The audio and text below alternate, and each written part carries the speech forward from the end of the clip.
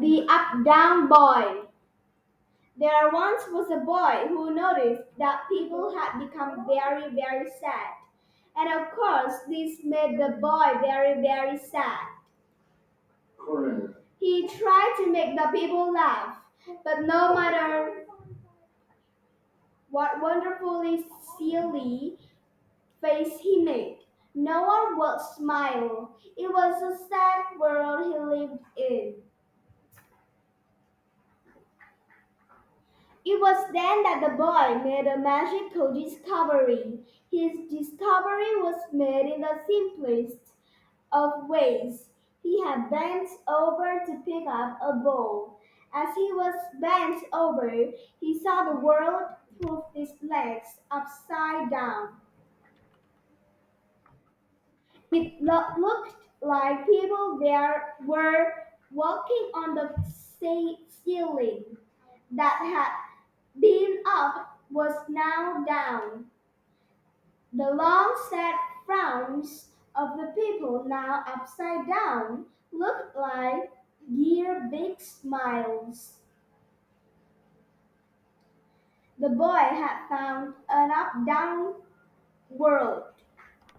So he placed his hands on the floor and lifted his legs high in the air. His hands and arms did what his feet and legs had done so well before. Excited, the boy began to explore his new up-down world. Now, what used to be up was down, and what used to be down was up. The floor was the ceiling, and the ceiling was the floor, and frowns were smiles. He was the up-down boy. There are good things and bad things about being an up-down boy. There is good and bad about up, being down and down being up. There was used gooey gum that used to be down but now was up. Up gooey gum stuck to the boy's down hand. This was a bad thing. Puddles that used to be down now were up. Puddles were always a lot of fun. But little boys got in trouble when shoes walked in puddles. Shoes were hard to clean. Now that down was up, mud puddles fell quickly. Good. Dirty walking hands could easily be cleaned. This was a good thing. The cat that used to be down now was up too. The cat thought the uptown boy was funny. No more rubbing on the little boy's legs that could kick and bump. Now the cat rubbed on up down boys' cheeks and nose. Tickly tickly nose. Oh, oh, oh, Kachoo!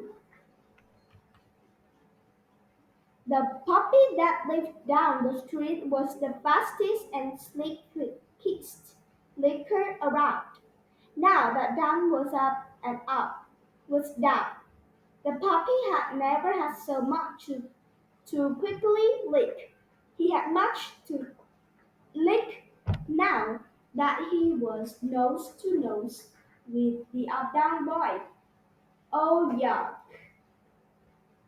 Dinner time came.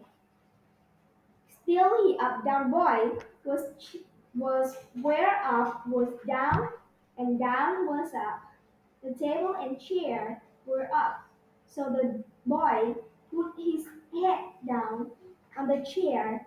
He tried to eat from the table that now was up instead of down.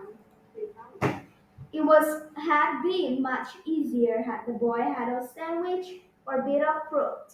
There was no sandwich. There was no fruit.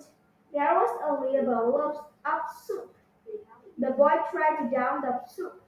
Oh, What a mess. The up down boy went faster than fast. Finally, it was time to go to bed. The boy started to put on his pajamas. Oh no! Now down was up and up was down. And what went where and how? Pajama tops went on the bottom, which used to be the top. The bottom, which were now the tops, covered the boy's head. It was all very confusing. Worse than worse, people were frowning again. Their faces were turned upside down. The little Abdul boy tried to make the people laugh, but no matter what silly face he made, no one smiled, they could only frown. And so the up down boy went right side up. Now what was down was up was down, and what was up was up. Although he was now right side up again, this story doesn't end going down. There was a surprise waiting for the up down boy after he went right side up. What had seemed to be frowns were really smiles in this right side up world. The people had smiled when the up-down boy had muddle-proof puddles, that laughed when he slurped his soup.